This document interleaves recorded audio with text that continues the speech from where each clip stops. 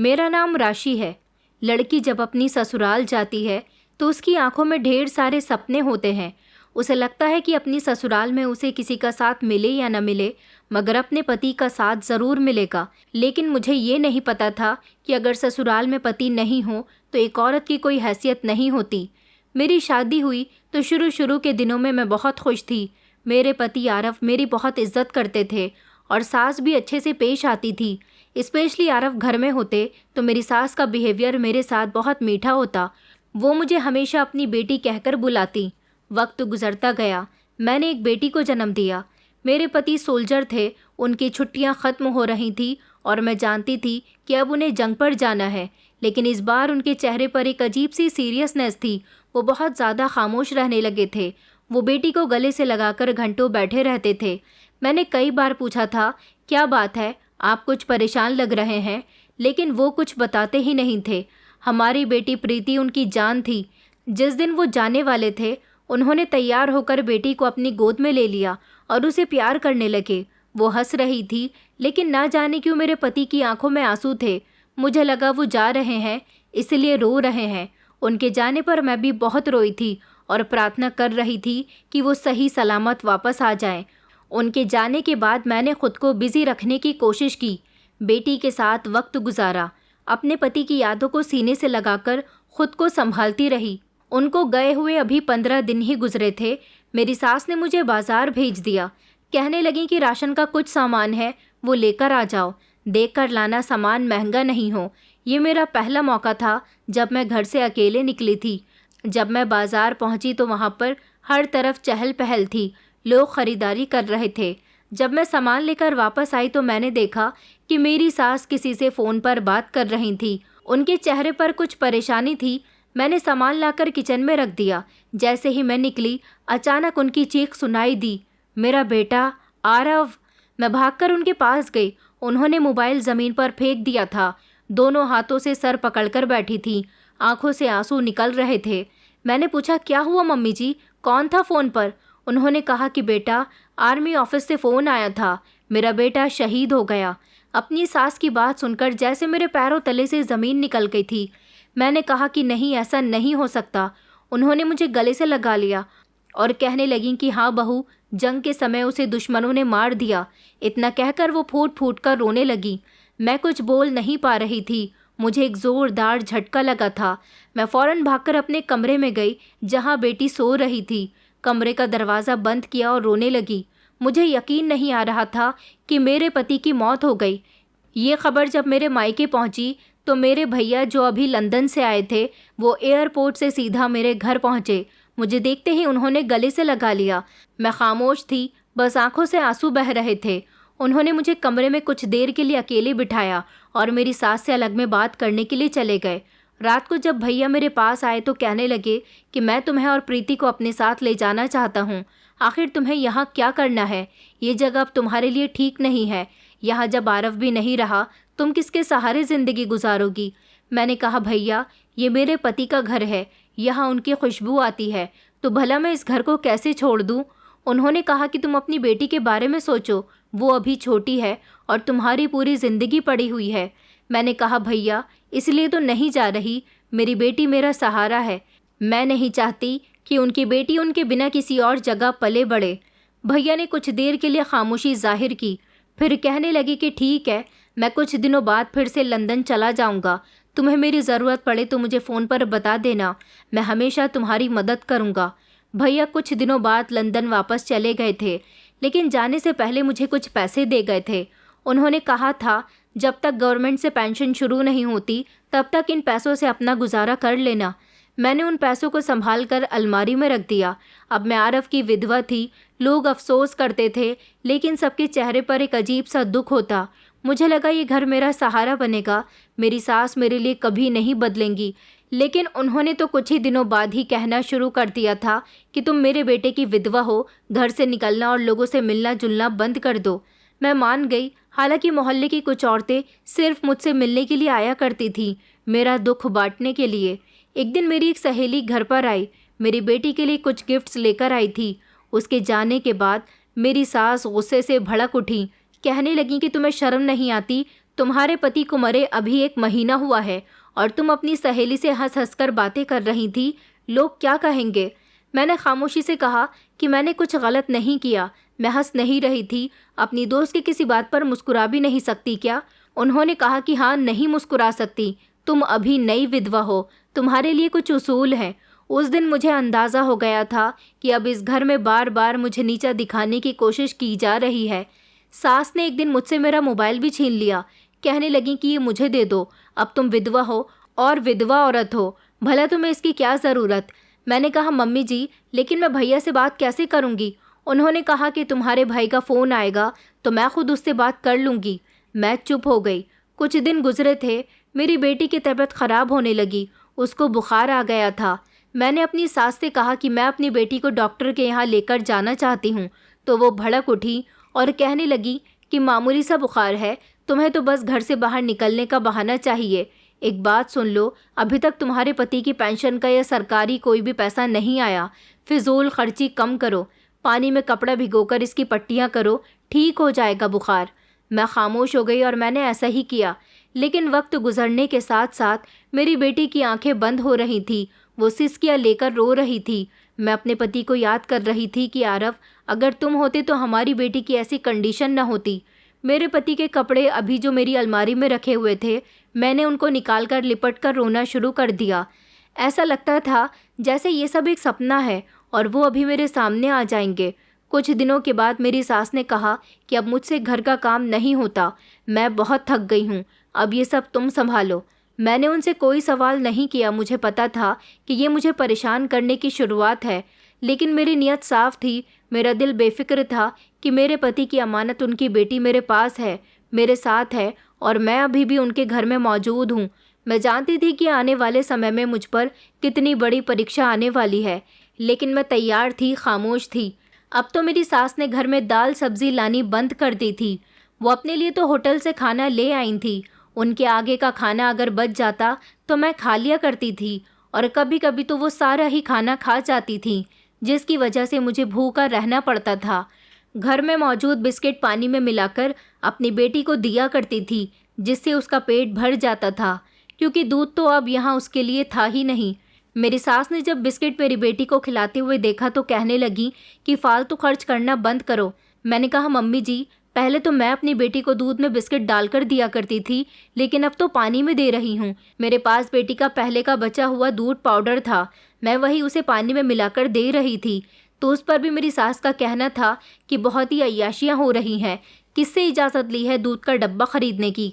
मैंने उन्हें बताया कि मैंने ख़रीदा नहीं है, पहले का ही रखा हुआ है, मगर उन्होंने फिर भी मेरी ज़रूरत के खर्चों पर रोक लगा दी। अब मेरी बेटी मेरी गोद में सिमट कर सोती थी, वो मेरी ढाल बन गई थी। मेरी सास ने कहा कि कुछ दिन गुजर जाएं तो अपने लिए खुद कमाना शुरू कर देना, अगर कमाओगी नहीं तो बेटी को कैसे पालोगी। मैंने कहा मम्मी जी, मैं काम कैसे करूँगी, मेरे पास छोटी सी बेटी है और मैं घर का भी तो कितना काम करती हूँ। उन्होंने कहा तो तूने क्या सोच रखा है कि मैं तुझे यहाँ मुफ्त की रोटियाँ दूंगी। कुछ दिन गुजरे तो मेरी नंद घर पर आई हुई थी। वो मुझसे नज़रें चुरा रही थी, लेकिन मेरी सास उससे बड़ी खुशी खुशी बातें कर रही थी। कह रही थी कि बेटा, अब तुम ही मेरी अपनी हो, बाकी तो सब मेरे पराए हैं। ये शब्द सुनकर मैं रोने लगी। मैंने अपनी बेटी को गोद में ले लिया और उसे देखकर खुद को संभाला कि मेरी बेटी ही मेरी ताकत है। दिन बदल रहे थे और मेरे सब्र की हिम्मत अब धीरे धीरे ख़त्म हो रही थी। एक दिन अचानक खाना बनाते बनाते मेरी सास ने गुस्से में कहा कि ये तुम्हारे करने के काम है, आखिर मैं कब तक तुम्हें खिलाती रहूं। मैंने कहा मम्मी जी, मैं तो पहले ही खाना बनाती थी, आज भी मुझे खाना बनाने में कोई एतराज़ नहीं था, बस आपने ही घर में राशन ख़त्म कर दिया है। उन्होंने कहा कि अच्छा, तो फिर ये राशन कहाँ से आया, मैं कहाँ से खाना बना रही हूँ। मेरी सास मेरे सामने ऐसे दिखावा कर रही थी जैसे मैं जानती नहीं कि होटल का खाना खा खा कर उनका पेट खराब हो चुका था, इसलिए उन्होंने घर में थोड़ा सा सामान लाकर रख दिया था। मैं खामोश रही और मैं खुद खाना बनाने में लग गई थी। मेरी सास खाना खा चुकी थी, मैंने खाना ज़्यादा बनाया था।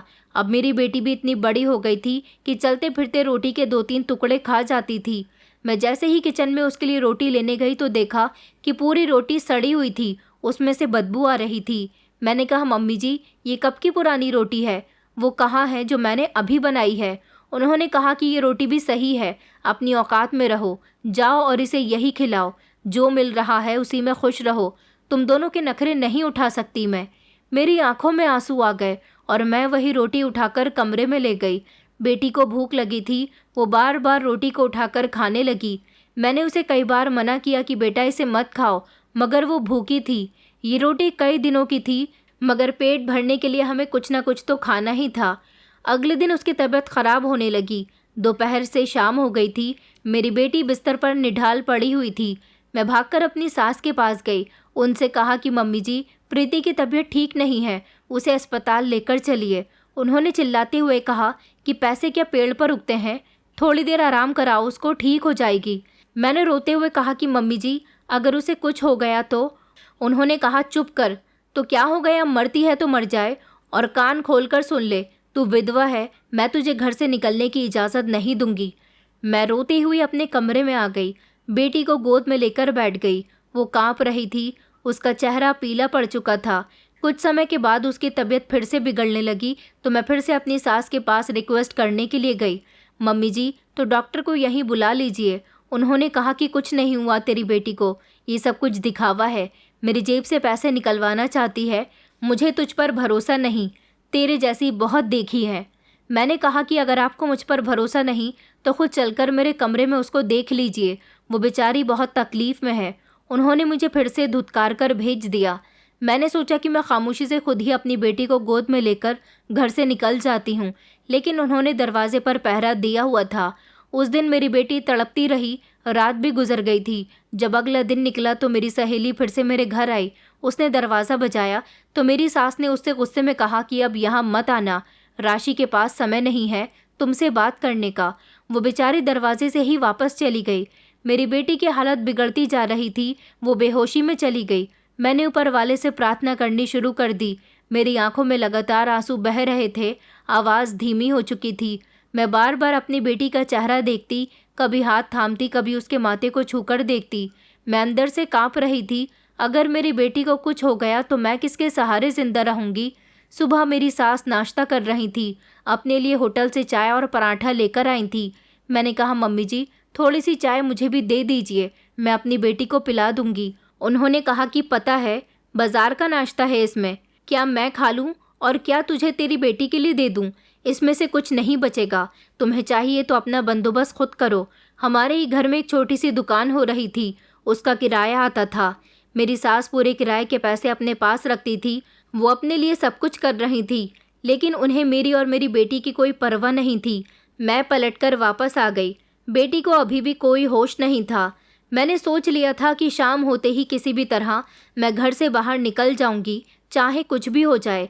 लेकिन जैसे ही मैं दरवाजे के करीब पहुंची, मेरी सास सामने आ गई और कहने लगी कि कहाँ जा रही हो मेरी इजाज़त के बिना। अगर बाहर जाने की कोशिश की तो दोबारा से इस घर में कदम भी नहीं रखने दूंगी। मैंने उनके आगे हाथ जोड़े, मैं उनके कदमों में बैठ गई और रोना शुरू कर दिया। मैंने कहा कि मम्मी जी, मेरी बेटी मर जाएगी, कम से कम उस मासूम सी बच्ची का तो ख्याल कीजिए। उन्होंने कहा कि बस करो एक्टिंग करना। मैं पीछे हट गई, लेकिन दिल में एक तूफान सा उठ चुका था।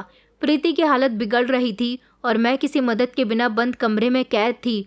अब सिर्फ ऊपर वाले से प्रार्थना करने के अलावा मेरे पास अपनी बेटी को बचाने का कोई दूसरा रास्ता नहीं था। मैंने सोच लिया था कि जो सब्र करता है ऊपर वाला हमेशा उसके साथ होता है, लेकिन कब ये मैं नहीं जानती थी। मेरी बेटी का शरीर अब कोई हरकत नहीं कर रहा था। मैंने कई बार उसकी नाक और मुंह को हाथ लगाकर देखा कि उसकी सांसें चल रही हैं या नहीं, लेकिन उसकी सांसें धीमी हो चुकी थी। मैं उसे गले से लगाकर बैठ गई। दरवाजे के पास जाकर दरवाज़ा खोलने की कोशिश की तो सास ने बाहर से दरवाजे को कुंडी लगा दी थी। उन्होंने कह दिया था कि अगर बाहर कदम रखा तो घर का रास्ता भूल जाना। मैंने कुछ नहीं कहा, दिल में सिर्फ एक रिक्वेस्ट थी कि बस मेरी बेटी बच जाए।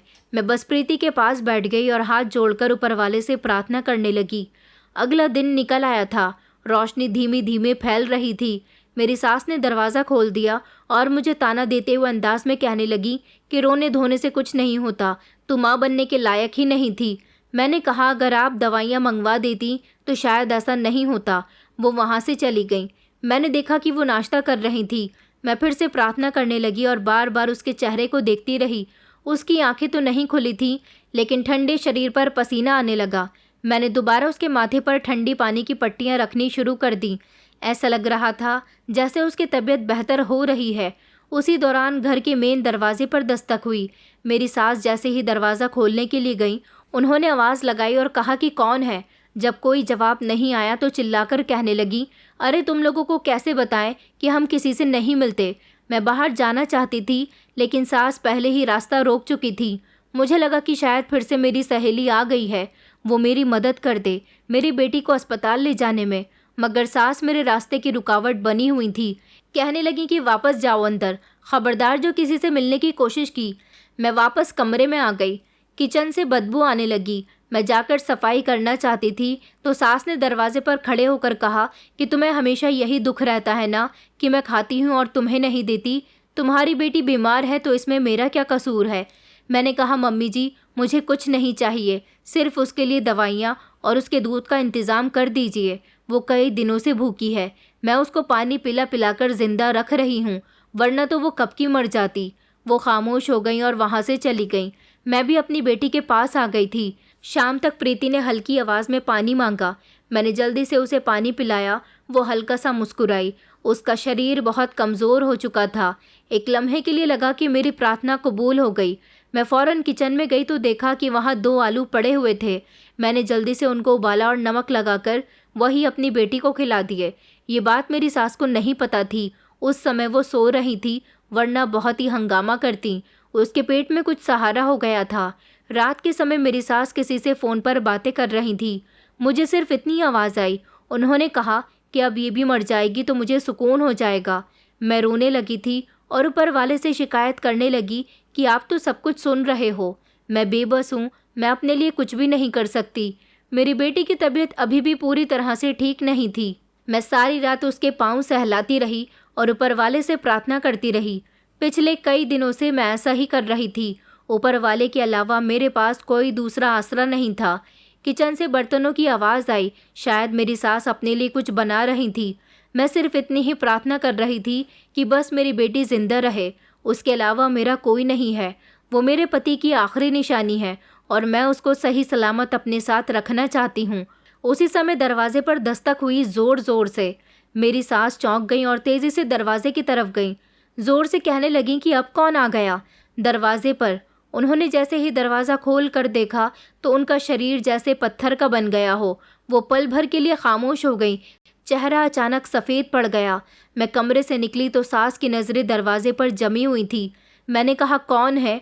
उनके होंठ कांपने लगे कि ये तो आरव है। उनकी बात सुनकर मैं भी दरवाजे की तरफ बढ़ी, लेकिन सास ने हाथ के इशारे से रोकने की कोशिश की। दरवाज़ा पूरी तरह से खुला और सामने आरव खड़े हुए थे, अपनी वर्दी में। उनके चेहरे पर थकन थी, लेकिन आंखों में वही चमक जिंदा थी। मैं भी एक मिनट के लिए कुछ न समझ सकी और पलक झपकने की कोशिश करने लगी। मेरे कदम लड़खड़ा गए कि आरव। वो एक लम्हे को खामोश रहे, फिर आगे बढ़े और कहने लगे कि हाँ राशि, मैं हूँ। मैं ज़मीन पर बैठ गई और उन्हें देखकर रोने लगी। मुझे यकीन नहीं आ रहा था कि वो मेरे सामने जिंदा हैं। वो अंदर आए और बेटी को देखकर उनकी आंखों में आंसू आ गए। कहने लगे कि ये बीमार लग रही है। उन्होंने झुककर बेटी के माथे को छुआ और कहा कि देखो बेटा, तुम्हारे पापा आ गए। मैंने अपनी सास की तरफ देखा। वो एक तरफ खामोश खड़ी हुई थी, जैसे उनकी ज़ुबान बंद हो चुकी हो। आरव ने पूछा कि ये सब क्या हो रहा है। उन्होंने मेरी तरफ देखकर कहा कि मैंने तुम्हें फ़ोन किया, तुमने मुझसे बात क्यों नहीं की। मैंने एक नज़र अपनी सास की तरफ देखा और कहा, क्योंकि मुझसे मेरा फ़ोन छीन लिया गया। मेरा फ़ोन मेरे पास नहीं है। प्रीति बीमार है, तुमने उसे दवा क्यों नहीं दिलाई? मैंने कहा, क्योंकि दवाई दिलाने के लिए मुझे बाहर जाने की इजाज़त नहीं थी। उनका चेहरा गुस्से से भर गया। उन्होंने अपनी माँ की तरफ देखा और कहा, और आप मम्मी, आपको इतनी भी परवाह नहीं थी कि आपकी पोती की तबीयत ठीक नहीं है। उन्होंने नज़रें चुरा लीं। आरव ने जल्दी से प्रीति को उठाया और कहने लगे कि मैं इसे अस्पताल लेकर जा रहा हूँ। मैं भी खामोश रही। आरव के साथ अस्पताल चली गई। इलाज के बाद मेरी बेटी की हालत कुछ संभली थी। डॉक्टर ने बताया कि बच्ची को इलाज की बहुत ज़रूरत है। 24 घंटे इसके लिए बहुत ज़रूरी है। दवाई टाइम पर देनी है और खान पान का भी खूब ध्यान रखना है। आराम ज़रूरी है। आरव अस्पताल के कमरे में बैठे हुए थे, कभी बेटी की तरफ देखते तो कभी मुझे। उन्होंने कहा कि राशि, तुमने उसे ऐसा भी क्या खिला दिया जो वो इतनी बीमार हो गई? तुम्हें नज़र नहीं आता था कि वो क्या खा रही है? मेरी आंखों में आंसू आ गए और मैंने अपनी नज़रें झुका ली। वो कहने लगे कि मैं तुमसे कुछ पूछ रहा हूँ। मैंने धीरे से कहा कि मैंने तो खुद उसके हाथ से वो रोटी छीनने की कोशिश की जो सड़ चुकी थी, लेकिन वो भूखी थी। कई बार मना करने के बावजूद भी खा गई। उन्होंने कहा कि भूखी क्यों थी? खाना तो तुम बनाती हो। मैंने कहा कि नहीं, मेरे पास खाना बनाने के लिए कुछ भी नहीं होता था। तुम्हारे जाने के बाद तुम्हारी मम्मी ने मेरे साथ बहुत बुरा किया। वो खामोश हो गए और कहने लगे कि तुमने मुझे क्यों नहीं बताया? तुम मुझसे कांटेक्ट कर सकती थी। मैंने कहा कैसे बताती? मेरे पास मोबाइल नहीं था। आपके जाने के बाद आपकी माँ ने मुझे आपकी विधवा बनाकर रखा और मोबाइल भी छीन लिया। उन्होंने कहा था कि विधवा औरतें किसी से मिलती नहीं, घर से बाहर नहीं निकलती। मेरी बात सुनकर आरव के चेहरे का रंग बदलने लगा। कहने लगे कि ये सारी बातें तुमने मुझे पहले क्यों नहीं बताई? मैंने कहा कैसे बताती? आप तो मर चुके थे, शहीद हो गए थे। आरव घबरा गए। उन्होंने कहा कि तुम ठीक कह रही हो। मुझे अभी आर्मी ऑफिस से पता चला कि मेरी मौत की खबर गलतफहमी थी। हकीकत में मेरी खबर लापता होने की गई थी और लाश का भी कुछ पता नहीं चला था। फिर यह छोटी सी बात तुम्हें कैसे पता चल गई? मैंने कहा यही तो सवाल है आरव। जिस दिन आपके मरने की खबर आई, मम्मी जी फ़ोन पर किसी से बातें कर रही थी और उन्होंने खुद मुझे इस बारे में बताया। वो बुरी तरह से रो रही थी। उन्होंने बताया कि तुम जंग के समय दुश्मनों के हाथों मर चुके हो। वो पूरी तरह से खामोश हो गए और उठकर बाहर चले गए। कुछ देर के बाद वापस आए तो कहने लगे कि डॉक्टर कह रहे हैं कि बेटी ने कोई जहरीला खाना खाया है, जैसे ख़राब सड़ा हुआ। कंडीशन अब संभल रही है, लेकिन आइंदा ऐसी कोई गलती नहीं होनी चाहिए। मैंने सर हिला दिया। उन्होंने कहा कि मुझे एक बात बताओ, मम्मी का बिहेवियर तुम्हारे साथ इतना सख्त कब से हो गया? मैंने उनको बताया कि जिस दिन भैया वापस गए उनके बिहेवियर में कुछ बदलाव आया। फिर उन्होंने ताने देने शुरू कर दिए और फिर खाने पीने पर रोक लगा दी, आने जाने पर भी पाबंदी लगा दी और फिर धीरे धीरे सब कुछ बदल गया। उन्होंने कहा कि वो तुम्हें तकलीफ़ क्यों देना चाहेंगी? आरव, मैंने कई बार सोचा लेकिन कभी समझ नहीं आया, लेकिन अब लगता है कि कुछ ना कुछ तो ज़रूर छुपा है जो हमें नहीं बताया गया। आरव ने अपना सर पकड़ लिया और कहा कि मैं सोच भी नहीं सकता था कि वो ऐसा कर सकती हैं। उन्होंने मुझे पाला है, लेकिन माँ सिर्फ पालने से नहीं बनती और सच छुपाने से भी नहीं। उन्होंने बताया कि जब मैं दुश्मन के कब्ज़े में था तो 6 महीने तक एक गुफा में कैद रहा। यही सोचता रहा कि तुम दोनों कैसी होगी, तुम्हें तो मेरे लापता होने की खबर मिली होगी या नहीं, लेकिन मेरे दिमाग में कभी ये ख्याल नहीं आया कि तुम्हारे साथ ये सब कुछ हो रहा है। मैंने उनके हाथ को थाम लिया और कहा कि अब आप वापस आ गए हो, सबसे बड़ी बात यही है, लेकिन अब हमें सच तक पहुंचना होगा। उन्होंने कहा कि मैं आर्मी ऑफिस से बात करके इन्फॉर्मेशन निकलवाऊंगा, कॉल रिकॉर्डिंग भी निकलवाऊंगा और ये भी कि वो फ़ोन किस नंबर पर गया था। मैंने उनको बताया कि एक दिन मेरी सहेली ने मम्मी जी को फ़ोन पर बात करते हुए सुना था। उन्होंने कहा था कि अब सुकून से ज़िंदगी गुजरेगी। आरव ने आंखें बंद कर लीं, जैसे वो इस बात को ध्यान से सुन रहे हों। उन्होंने कहा कि मैं अब तुम्हें और प्रीति को ऐसी जगह नहीं छोड़ सकता जहां तुम सलामत नहीं हो। मैंने धीरे से कहा कि मुझे सिर्फ सुकून चाहिए और बेटी के लिए उसकी ज़रूरत का सारा सामान, ताकि उसे अब दोबारा से बीमार ना होना पड़े। उन्होंने कहा कि तुम परवाह मत करो, सब कुछ ठीक हो जाएगा, मैं सच जानकर ही रहूँगा। हमने फैसला कर लिया था कि अब धोखा सहने का समय ख़त्म हो चुका, अब हिसाब लेने का वक्त है और सच जिसे हम दोनों को एक दूसरे से दूर रखा गया। बेटी डिस्चार्ज हुई, हम घर पहुँचे तो घर का माहौल सुकून वाला था, लेकिन असली खामोशी के पीछे एक सवाल खड़ा हुआ था। आरव हमेशा खोए खोए से रहते थे।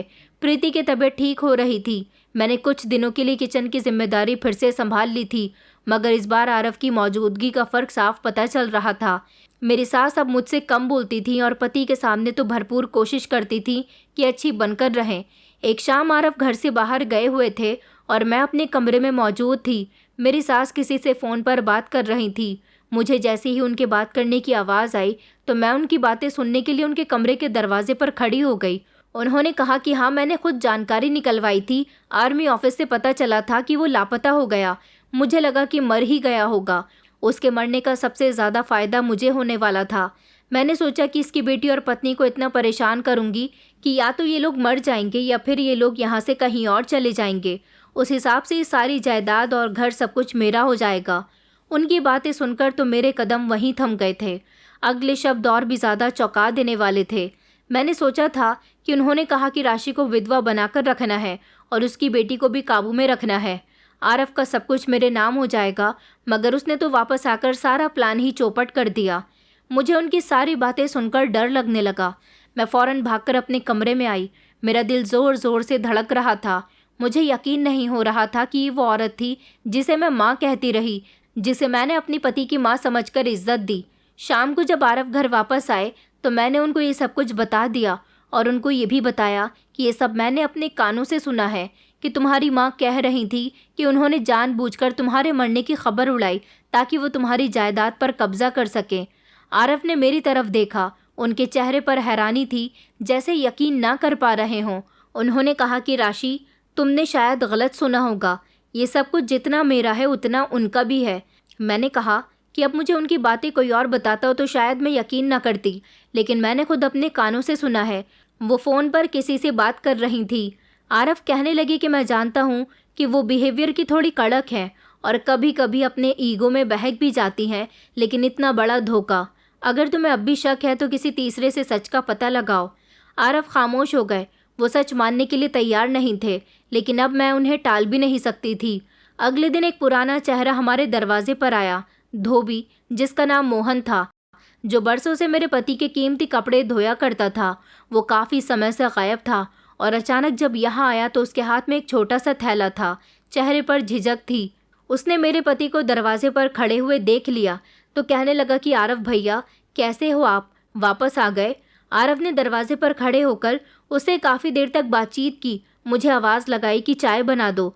मैं किचन में चाय बनाने के लिए चली गई। जब वापस आई तो उन्होंने मोहन को आंगन में बिठा लिया था और वो दोनों एक तरफ बैठकर बातें कर रहे थे।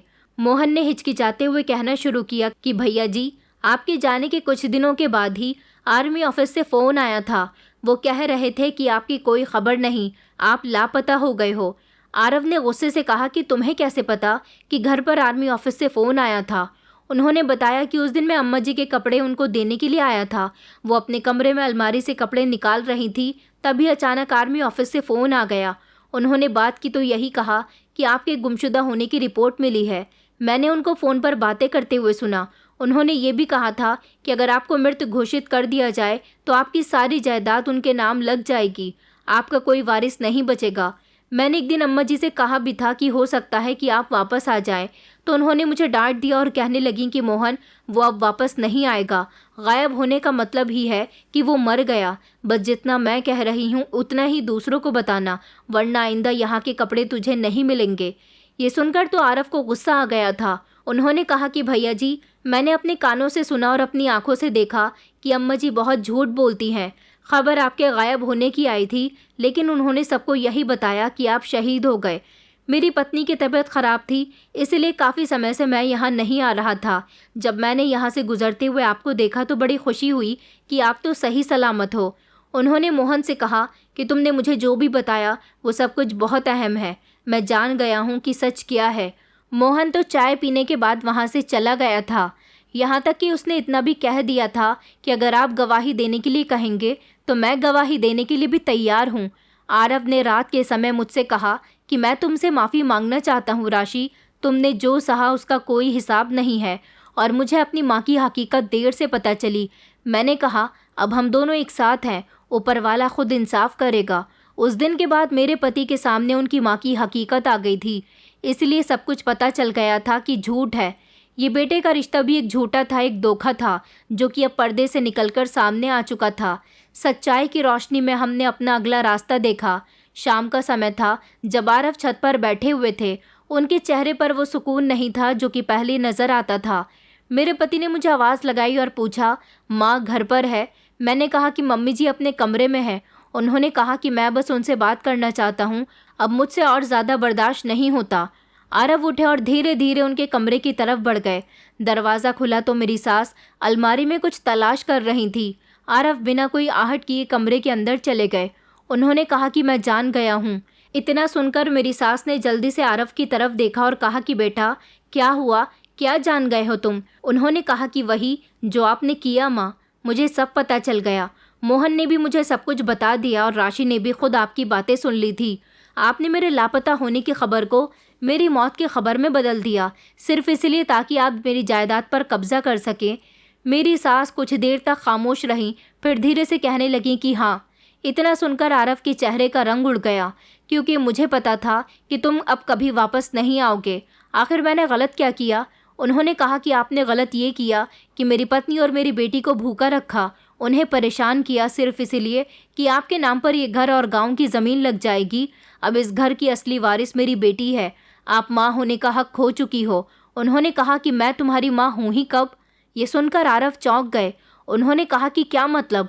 उन्होंने कहा कि इस घर की असली वारिस मेरी बेटी है सुहाना, तुम नहीं।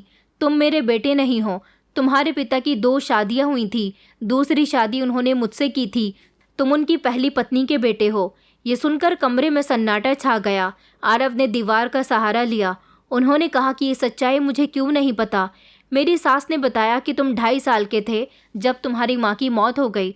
तुम्हारे पिता ने मुझसे शादी की और मैंने तुम्हें पाला संभाला, लेकिन तुम कभी मेरे नहीं हो सके। तुम हमेशा मेरे रास्ते की रुकावट बने रहे। सुहाना तुम्हारे पिता और मेरी बेटी है, इस हिसाब से ये सब कुछ सुहाना का है। ये सुनकर आरव एक पल को शॉक्ड रह गए। उन्होंने सर झुकाकर कहा, तो फिर आपने सौतेली माँ बनकर मेरे साथ ये सब कुछ किया?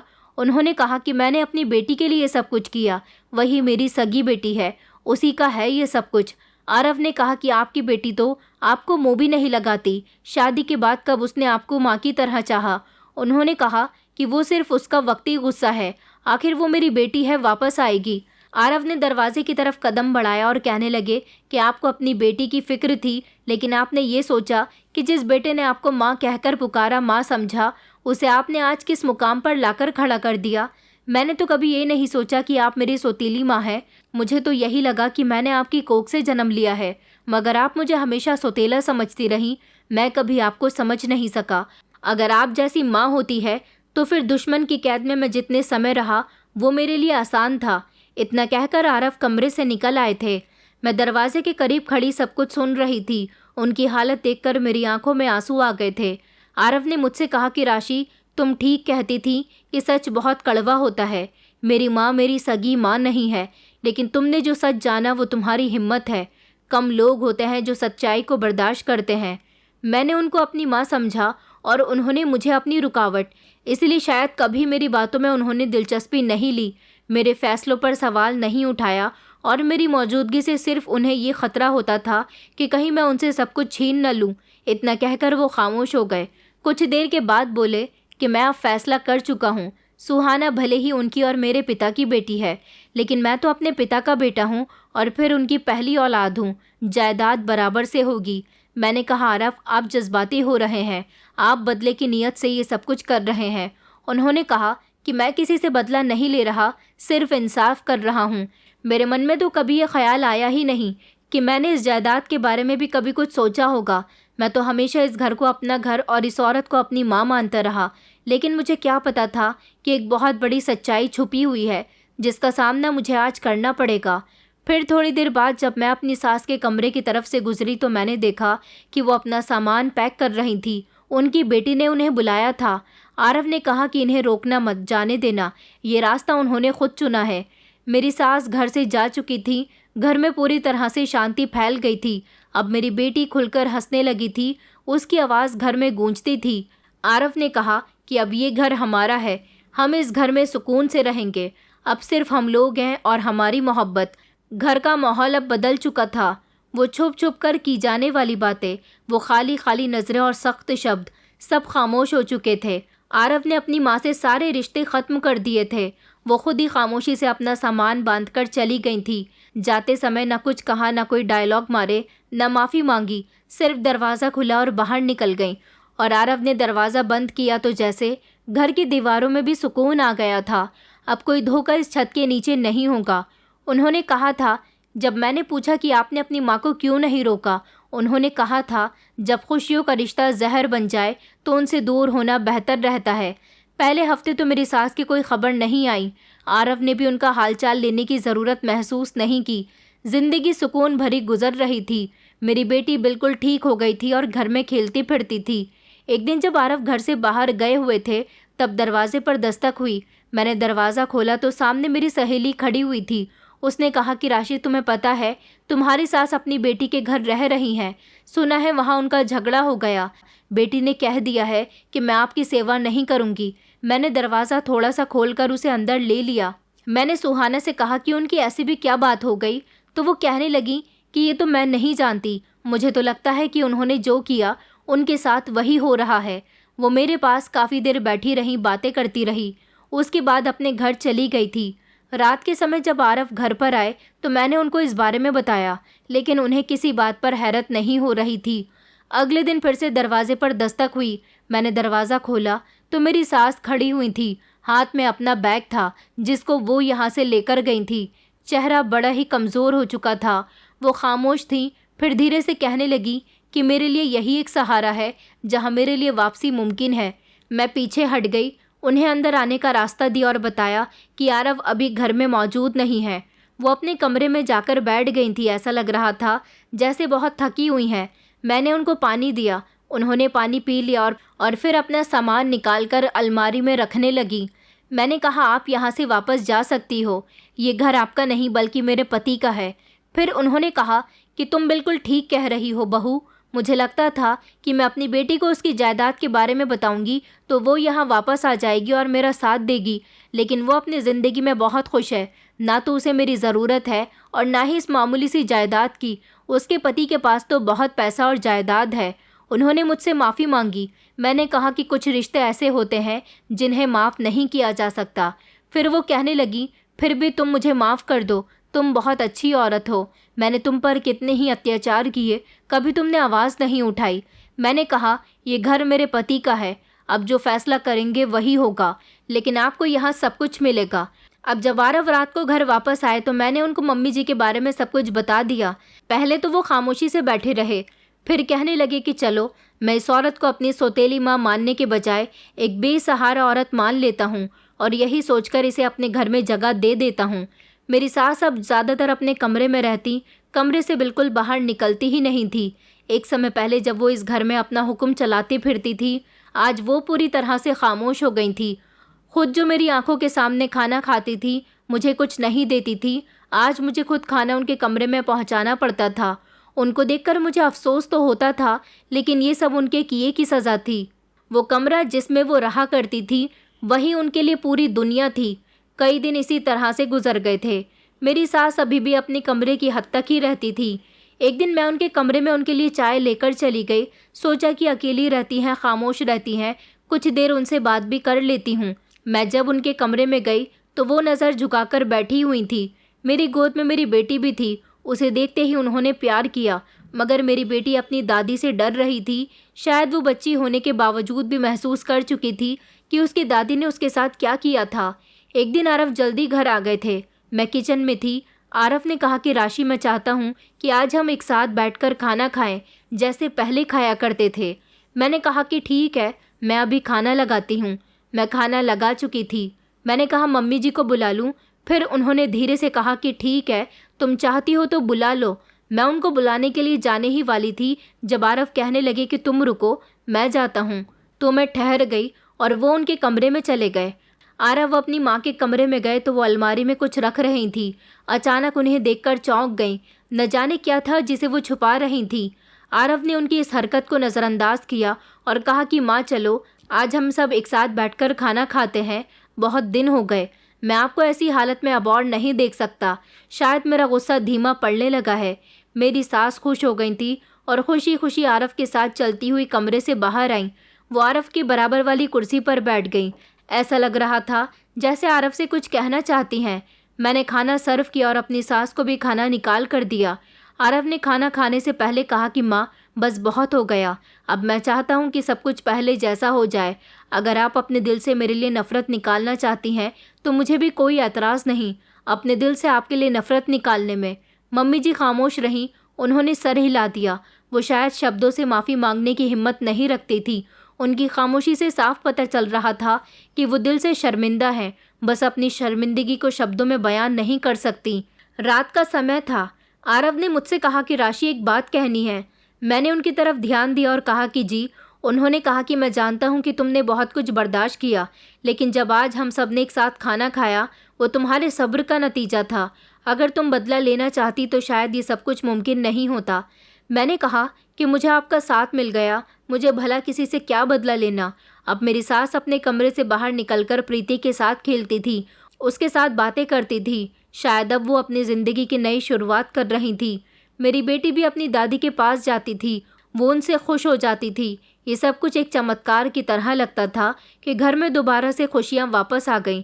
एक रात खाना खाते समय मेरी सास ने माफ़ी मांगी और कहा कि मैं तुम लोगों से माफ़ी मांगना चाहती हूँ, तुम दोनों मुझे माफ़ कर दो, तुम दोनों ने मेरा दिल बहुत हल्का किया है। मेरी उम्र के ही हिस्सों में मैं सिर्फ तुम लोगों के लिए प्रार्थना कर सकती हूँ। आरव, तुम चाहते हो तो मुझे इस बुढ़ापे के समय में बेसहारा भी कर सकते थे, मगर तुम एक बहुत अच्छे इंसान हो। तुमने मुझे इस घर में मेरे इतने गलत होने पर भी पनाह दी। और बहू, तुम भी बहुत अच्छी हो। मेरी सास की बातों ने दिल को छू लिया था, लेकिन न जाने क्यों आरव के दिल में एक अजीब सी बेचैनी थी। एक दिन मैं किचन में काम कर रही थी। जब मैंने पीछे पलटकर देखा तो मम्मी जी खड़ी हुई थी। वो मेरी तरफ देखकर मुस्कुराने लगी और कहने लगी कि बस बहू, तुमने बहुत काम कर लिया। मैं चाहती हूँ कि आज मैं अपने हाथों से तुम लोगों के लिए खाना बनाऊँ। उनके शब्दों में एक अजीब सा सुकून था। मैं इनकार नहीं कर पाई। मैंने कहा कि जी ज़रूर। उन्होंने खाना बनाते समय कहा कि तुम एक माँ हो, लेकिन फिर भी तुमने एक बेटी होने का फ़र्ज़ भी अदा किया। जिस घर को मैंने तोड़ने की कोशिश की, तुमने उसे जोड़े रखा। मैं खामोशी से उनकी बातें सुनती रही और मुस्कुराती रही। मैं किचन से निकल गई। आरव घर पर ही थे। मैं दूसरे कमरे में जाकर अपने कामों में बिजी हो गई। थोड़ी देर के बाद अचानक मुझे शोर की आवाज़ सुनाई दी। मैं दौड़कर जैसे ही बाहर गई तो देखा कि मेरी सास और पति आमने सामने खड़े हुए थे। आरव ने चिल्लाकर कहा कि मुझे आपसे ऐसी उम्मीद नहीं थी। ज़मीन पर कोई दवाई बिखरी हुई थी और मेरी सास का चेहरा डरा हुआ था। आरव बहुत गुस्से में थे। उन्होंने कहा कि आपने अभी तक अपना दिल साफ नहीं किया था। मैं कैसे ये बात नहीं समझ सका कि आप कभी नहीं बदल सकती। आज भी आप मुझसे और मेरे परिवार से इतनी नफरत करती हो कि आपने हम सबको ख़त्म करने की कोशिश की। ये सुनकर तो मेरे पैरों तले से ज़मीन निकल गई। मेरी सास हाथ जोड़कर उनसे माफ़ी मांग रही थी, लेकिन आरव ने साफ शब्दों में कह दिया कि मैं अब आप पर भरोसा नहीं कर सकता, आपको इस घर से जाना होगा। वो अपनी सफाई में कुछ कहती, इससे पहले ही आरव अपनी माँ के कमरे में गए और उनके कपड़े पैक करने लगे। मैंने एक नज़र अपनी सास पर डाली, वो रो रही थी। उन्होंने कहा था कि आज वो हमारे लिए खाना बनाना चाहती हैं, लेकिन उनका असल मकसद ये था कि वो उस खाने में हमारे लिए जहर की गोलियां मिला रही थी। ऐसा करते हुए उन्हें आरव ने देख लिया था। अब वो उन्हें वृद्ध आश्रम छोड़ने के लिए जा रहे थे। ये नफ़रत कभी ख़त्म नहीं हो सकती थी। मेरे पति ने उनकी बहुत सारी गलतियां होने के बावजूद भी उन्हें माफ़ कर दिया था, लेकिन उन्होंने एक और गलती कर दी थी जिनकी माफ़ी इम्पॉसिबल थी। और आरव ने कहा कि जिन लोगों को हालात सबक नहीं सिखाते, उन्हें रिश्तों की दूरी सबक सिखा देती है। मेरी सास बहुत रो रही थी। उन्हें उम्मीद नहीं थी कि आज उनका सच खुल जाएगा और इस तरह उन्हें घर से बाहर भी निकाला जाएगा, मगर उनके पछतावे पर अब हम यकीन नहीं कर सकते थे। मेरे पति ज़बरदस्ती उन्हें वृद्ध आश्रम छोड़कर आ गए थे। उसके बाद उन्होंने उनसे सारे संबंध ख़त्म कर दिए। उनके जाने के बाद कई दिनों तक घर में खामोशी रही, लेकिन फिर सब कुछ नॉर्मल हो गया।